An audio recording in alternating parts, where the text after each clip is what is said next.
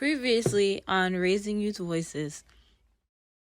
Just what parts of normal is actually worth going back to? Are we going to leave some habits behind, or are we going to continue to go out with the same habits? What have we kind of learned through this experience that we can take out, and what's actually worth going back to, or what's sort of worth leaving behind? But I think that like going back, when we do eventually go back to school, I'm gonna like leave procrastination behind and just get the work done earlier. I like the family time because we realize that we're doing so much that like we forget about our family. So like this is definitely like a sign that we need to like spend more time with family.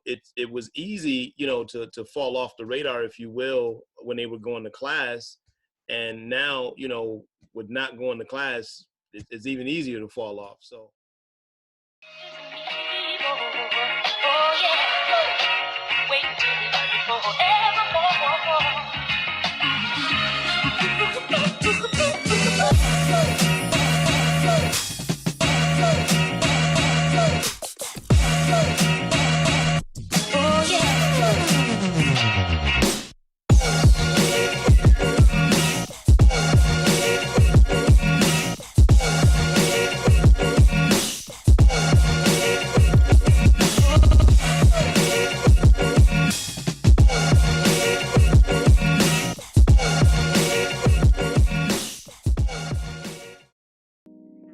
Yeah, you bring up a good point, Damari, in regards to that, because it goes back to when we talk about the new skills we develop or self-reflection. We're saying, our struggle can be someone else's blessing. I know I've said that before, but just think about it. We're sitting in our house complaining, but we have food, we have available resources and things like that. Even those that lack resources, they're still better off than these other countries that are suffering, that are starving, right?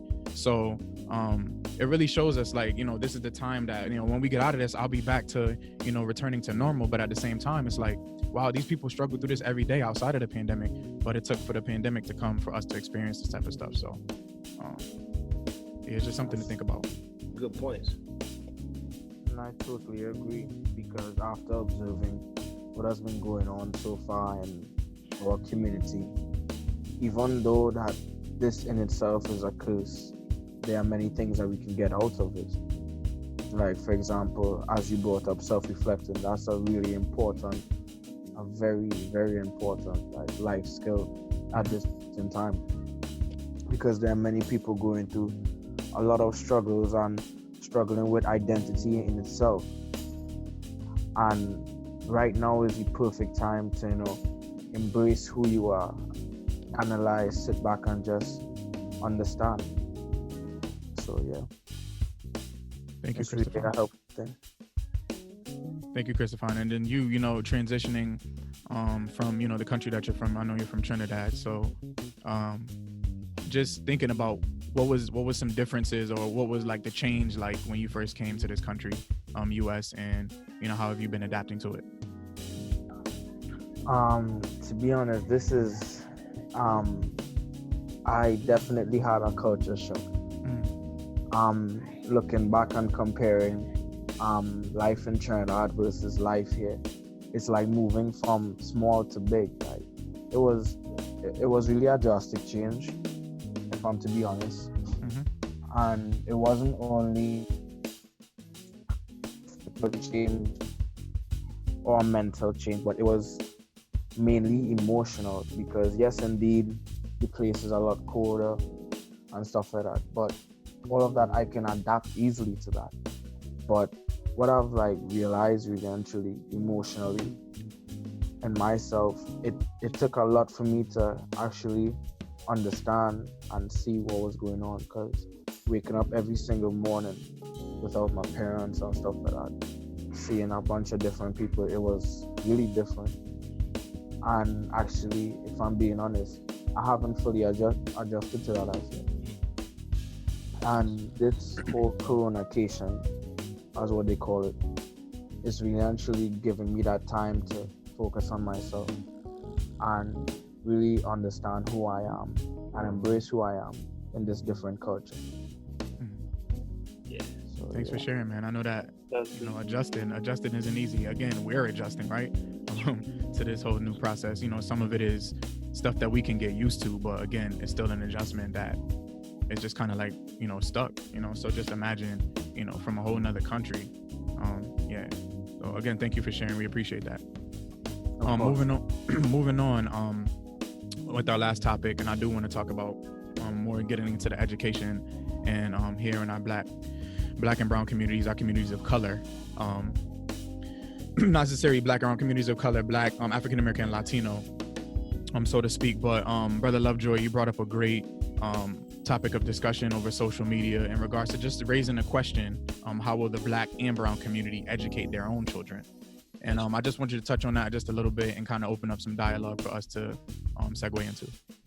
Sure. You know, it was really a question that was out there pre-COVID-19. You know, how do we, as parents and as adults in our community, take responsibility for educating our own young people?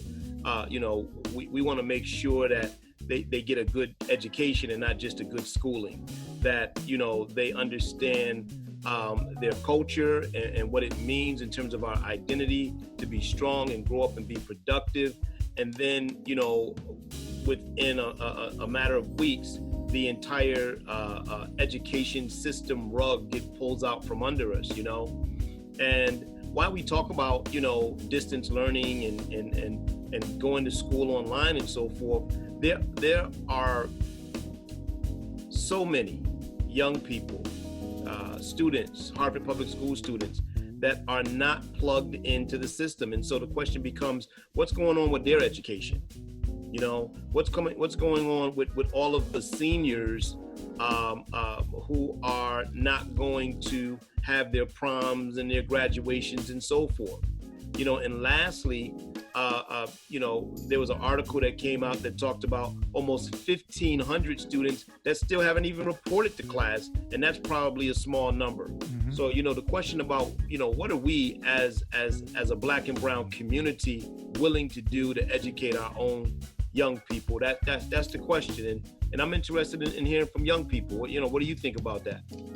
To answer your question, I think that, like, about the part about students, the 1,500 students that haven't reported to class virtually, I think that at this time, you can't really force anybody to want to go learn. They have to want it themselves. Same thing with education. I think that it's just more easier for students not to go to school than us being in a building, because in a building, your parents watch you get up, they watch you leave the house. And when you're home, they don't really know whether or not you're logging on, or if you're going into Google Classroom or your Zoom account and getting your work done and stuff like that. But sometimes I think that if you're not sure if your kid is doing their schoolwork, you have to be on top of them to do their schoolwork. At this point, it's on you to make sure your kid is doing their work and at school and being on top of their stuff, because at the end of the day, even if they're a senior or a juniors, we still have to go back to school next year if the virus is over with. So we still have stuff to maintain and grades to maintain and stuff like that, because colleges are not going to stop looking for certain things just because of the virus. So I think that we can't stray from our normal school routine than just saying, I'm not going to do school. Oh, the school said it's a pass or fail, so I'm going to do all my work at the end and pass, rather than doing it now. Like, so I just think that it has to be on the student, like, to want to learn. And for me, like, our classes start at 9:00, but they're not like face-to-face. So they just post the work at 9:00. So if I don't get up at 9:00, I can do it later on in the day. As long as it's due before the due date, it's fine. Right. Josh, that's a good point, man. Other folks, how you repping on this? Okay, Damari, I see you. Yeah. Well, all right. Okay, I got you. So, And Damari and Chris. all right, I'm good. Yeah, go for it, bro. All right, so I'm thinking that if parents want to teach their children anything during this time, teach them actual valuable life lessons. Because in school, we get taught, geometry, biology. We might need that when we're older, but we don't get taught what we actually need. Like, I don't know how to balance a checkbook. I don't know how to do all that other stuff. So like they should teach us how to carry ourselves, how to have etiquette, how to just valuable things that we will need in the future. So that if parents want to teach their children anything during this time, it should be valuable things for their children. Nice. All right, cool. No, I definitely agree with Damari with that one. But I was looking more into diving a little bit more deeper into that situation, because we can't just look at it from the point of view of kids not wanting to learn, because there are black kids, black females, black males that desire to learn, but because of the difficulty in obtaining certain resources, it's really and truly like a determining factor on how exactly they get their education. Because most kids nowadays, yes, indeed, they may have cell phones and stuff like that, but that doesn't mean that they have Wi-Fi at home. Okay. So that strips away access. To speak to that, because that's came up and stuff like that, I know my school district, they've set up like times and stuff for students to go and get laptops, and then like some TV providers have like given free passes or like created more hotspots to where you can have internet access, or there's like a link or something where they'll give you like Wi-Fi for like a couple hours or something like that to get work done and stuff like that. So there's resources out there, they're just not being highlighted a lot, so people that don't have Wi-Fi, that don't have laptops, know about it. So just to interject real quick on that point, good point, Josh. Also, just to piggyback off what Josh is saying, there's also alternatives as well. And then I know we got to wrap up real quick. I do want to hear from the senior. I want to hear from Roberto. He's a senior, but there's alternative resources where you can get printed learning materials as well, packets. A lot of people are having Wi-Fi troubles, and I'm in the process of helping, laptop distributions currently. I'll be at Global Communications tomorrow, but at the same time, there's alternatives. There's printed material that is available, putting in a request. And again, just to plug in some more resources, to put in the request, and they will mail you printed packets of whatever grade you're in, from kindergarten through 12th grade, to mail you those packets in that you can, complete and do. So you have alternatives if you're not able to get on a laptop, or if you're having technology troubles. Another plug is Hartford Library, Facebook and YouTube. Pt.2. Hartford Library has resources. They have new creative content every day at 10 a.m. For kids to stay connected, as well as teenagers to stay connected and stay productive outside of school. Online activities, parents should take advantage of these resources as well, and a lot of different online programming. So to get on, if you're having any trouble, as long as you have your student ID, for Hartford students, as long as you have your student ID, you can plug that in to sign in. As far as getting library cards, don't worry about if you don't have a library card, your student ID is valid. So again, shout out to the Hartford Public Library. Another great resource, you can go to hplct.org for more information and utilize these resources while we're home, outside of what you're doing in school or online learning. Now, to really piggyback off of that, I want to hear from Senior Roberto. He's a senior at Weaver. Just your perspectives on what has been some of the challenges, your senior year, now that you're facing this during this unprecedented time and unexpected time, facing a crisis, knowing that you're probably going to be missing prom as well as graduation. Okay, so yeah, one of the things that comes to mind is, and I know this has been said, this has been said coming from a lot of seniors in my class, and that is the fact that, we went to school for this long and we stuck at it, and a lot of us, grinding through it, through obstacles, through personal struggles at home, and we still went to school every day, trying to get our stuff done. And so that this pandemic, this outbreak, can just take away the reward of having, those people that cared about you, and those family members that, I don't want to say forced, but encourage you, I guess, to stay in school. And them seeing you succeed and make it through that long journey, and then now they see you at home, stuck on the computer, getting assignments done. on online and stuff, knowing that we're not gonna have a graduation, a formal graduation, I guess, and the whole prom thing. It's really upsetting. It's discouraging. And it's just, I don't know, it's hard to adapt to. I know a lot of seniors can relate to that. And another thing is that I was actually thinking about earlier was the fact that I know that the education system is going to use this outbreak against parents. The way I see it is that I fear that what they're going to do is that, before I say this, the reason why I'm saying that is because before the outbreak, when things were normal, a lot of parents had kids that would go to school but not get anything done, right? And so the school would try to go after the parents, but the parents would just have to say something as simple as, okay, well, my kids aren't getting, or my kid is not getting that stuff done because of y'all, because they don't go to school at home, they go to school in y'all ground, feel me? And that just kind of like switches the responsibility around, believe it or not. So the schools will be stuck on what they got to do to better the students and stuff like that.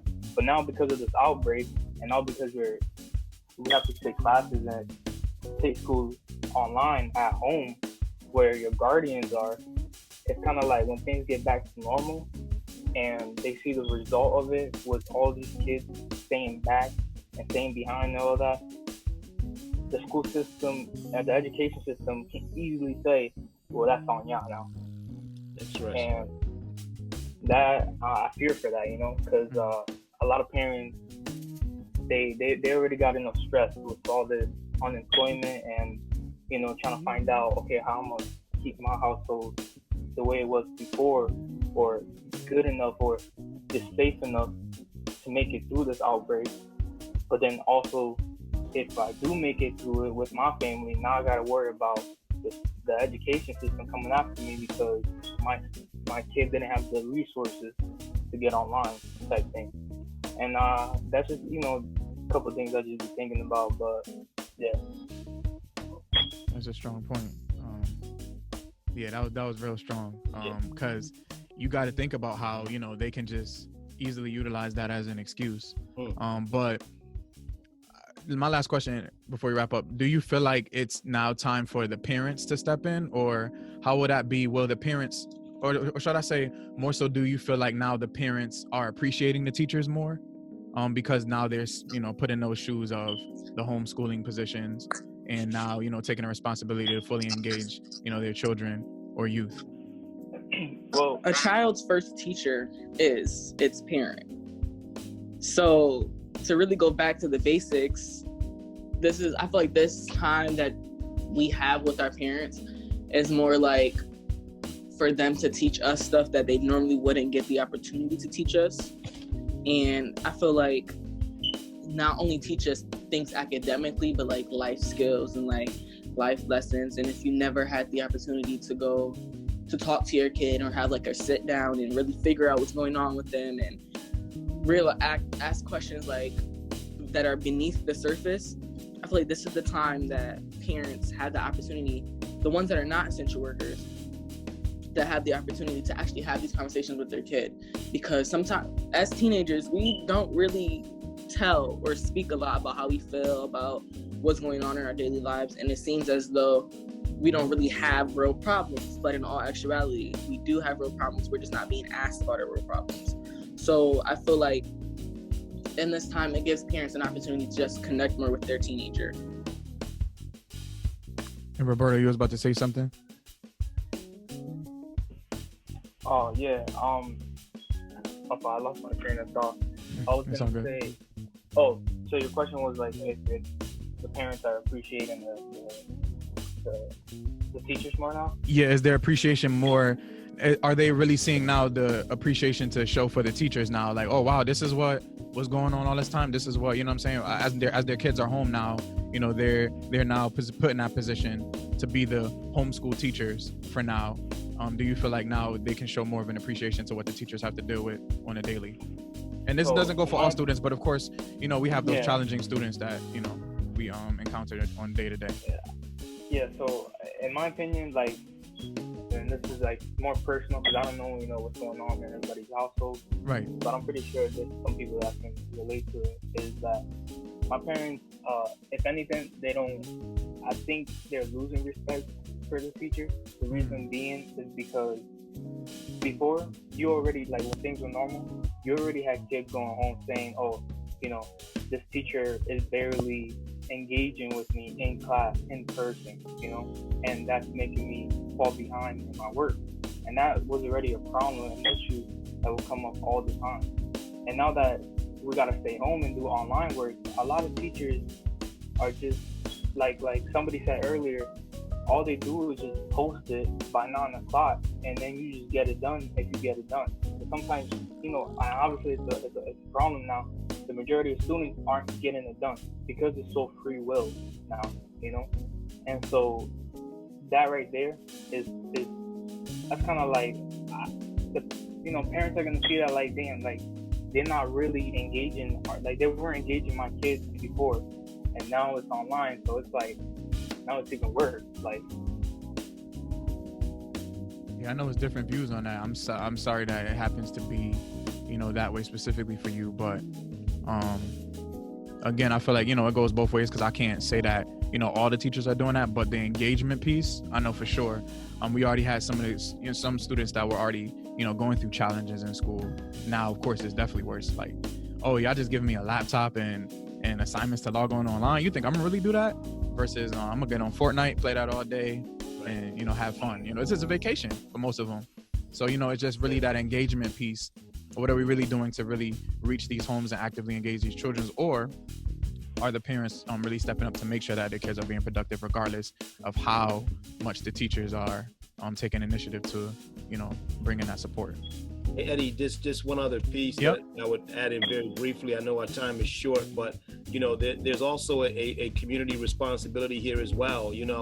For the community to have resources, to step in the gap for those parents who may not know how, may not have resources to. So it's not just school and then all of a sudden your parent.